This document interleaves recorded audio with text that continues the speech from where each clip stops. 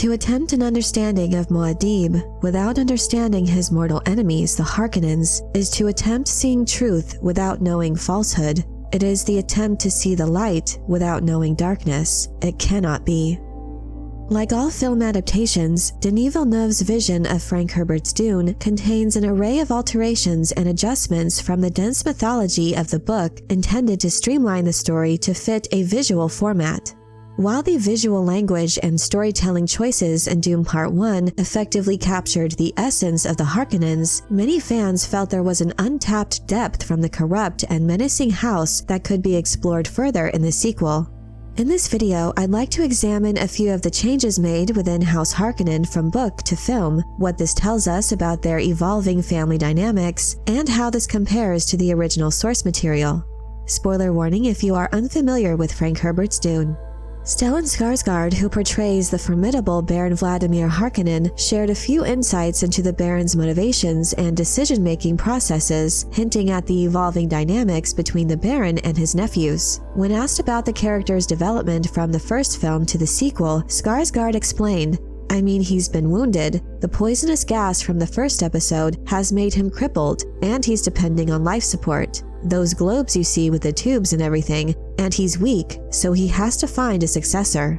This creative decision showcases Villeneuve's unique perspective on the Harkonnen antagonists. By reserving Feyd-Rautha for the second film, Denis decided to continue emphasizing the poisoning from Duke Leto as a significant aspect of the Baron's story. Although the outcome of the Baron's actions remains consistent with the novel, his motivations for selecting an heir in Villeneuve's film adaptation differ. Instead of having a predetermined plan for Feyd-Rautha to eventually succeed him as in the novel, Villeneuve's Dune presents this concept as a more reactive decision stemming from the debilitating effects of Duke Leto's poison. This seems to imply that had the Baron not been poisoned, his choice of successor may not have occurred for some time. Notably, this change shifts the focus of the consequences of the Duke's poison from the book. In Herbert's novel, the elimination of the twisted mentat Piter de Vries, resulting from the Duke's dying breath, disrupts the Baron's plans because Piter was the Baron's chosen successor for the Duchy of Arrakis. Piter would have carefully overseen operations on Dune with a cruel but calculated and efficient approach. After a period of time, it was intended for Feyd-Rautha to arrive and be positioned as the people's savior, freeing them from Piter's cruelty. The death of Piter forces the Baron to choose his tank-brain nephew, Beast Rabban, to fill this interim role. The Beast then fails to carry out the oversight of operations on Arrakis with any semblance of Piter's cunning or intelligence. However, in Villeneuve's film adaptation, the Baron's plans for Piter are not revealed, which alters the significance of the poison's effects. In both the book and the film, the Baron is forced to scramble to salvage the future of House Harkonnen. The change in the film, however, serves to amplify the personal impact of the Duke's actions on the Baron himself, rather than the broader consequences on the Baron's intentions for the Harkonnen hierarchy. This alteration enhances the personal nature of the conflict between the Duke and the Baron, as the Duke's final act has a more direct impact on his adversary. When Skarsgård was asked about the dynamic between the Baron and his nephews Feyd and Beast Rabban in Villeneuve's Dune, he said, "Beast Rabban, he has misbehaved and he doesn't take care of Arrakis properly. And being the pragmatic man I am, I just don't care about him anymore. It's brutal for him, but that's the way it is. And then when I discover Feyd-Rautha, he almost falls in love with Feyd because he sees an incredible cruelty. He's almost outsmarted by him and outbastarded by him. It's very good." In the novel, the Baron's favoritism towards Feyd-Rautha is apparent, while Beast is merely regarded as a disposable tool. The Baron instructs Rabban to ruthlessly govern Arrakis and extract its spice wealth, intending for him to be despised.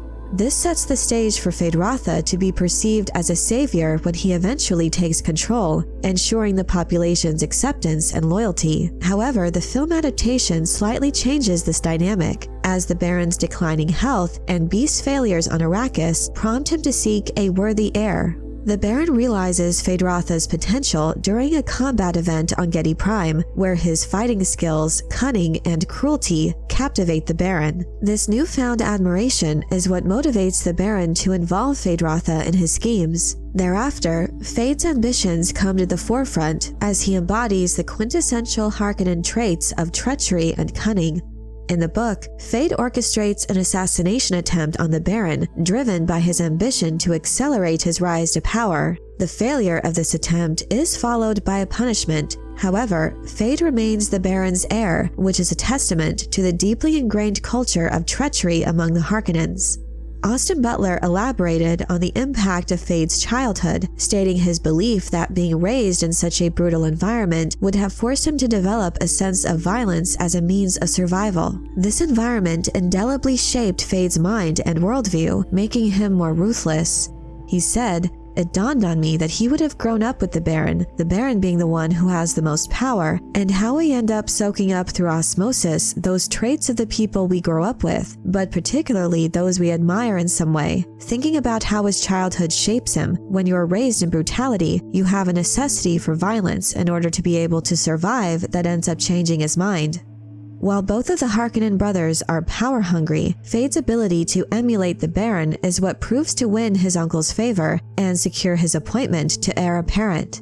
The Baron's appointment of Feyd has a significant impact on the dynamics between him and his brother. Dave Bautista offered insights into their sibling rivalry, as his character, Beast Rabban, is shown losing control in the film. He described Rabban as not very smart and insecure, masking his insecurities with rage and anger.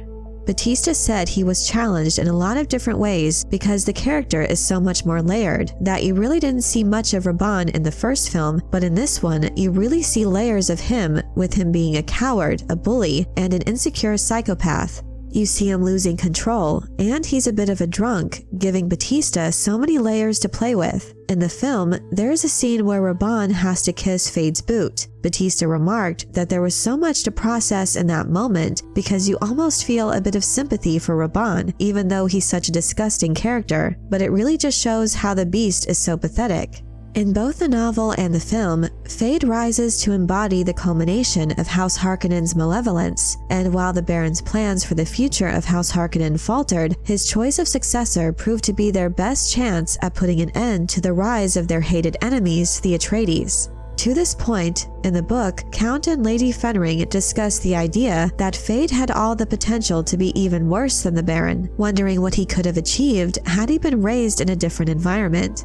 While several alterations have been made to either eliminate, streamline, or expand upon the consequences of a few key events from the novel, the core elements of the Baron's plan remain consistent with the source material.